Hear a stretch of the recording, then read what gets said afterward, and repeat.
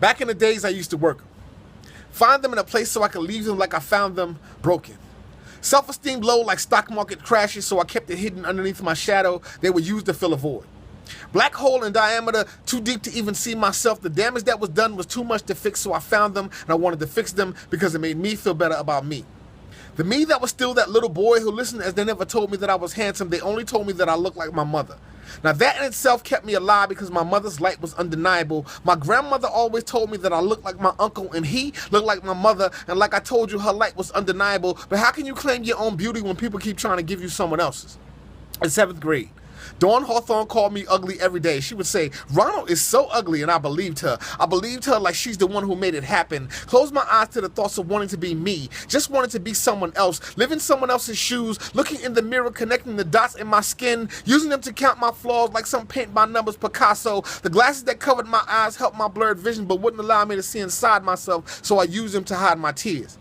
Took the me that was me and gave it away silently, asking for nothing in return except the right to realize how many footsteps it took to stomp out my entire existence, only because later on I would need to know how long the journey takes to get back to who I'm supposed to be, because Ronald is the nice guy. Ronald is the smart guy. Ronald is the one that you could depend on to meet your mother and carry your books. I learned early how to make them trust me.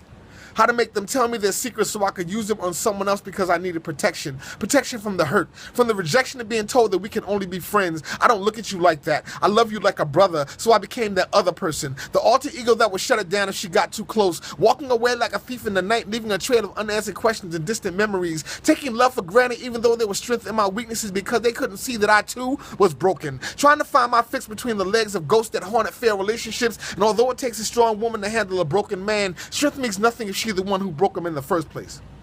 So you remind yourself that just because a relationship ends doesn't mean that two people stop loving each other. They just stop hurting each other. And I became the best at it, taking the hurt and hiding it and dishing it out to all who never asked for it. See, they thought that they could love me until I loved myself. But loving myself doesn't necessarily mean that I had to love you. And just when you thought that I couldn't live without your compliments, I didn't die because of your criticism. That's when I learned how not to give up on me. Respect my Superman or appreciate my Clark Kent, because neither one of them are as good as I think they are.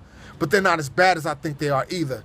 And I can't tell you what I am now unless I can tell you what I used to be. Broken.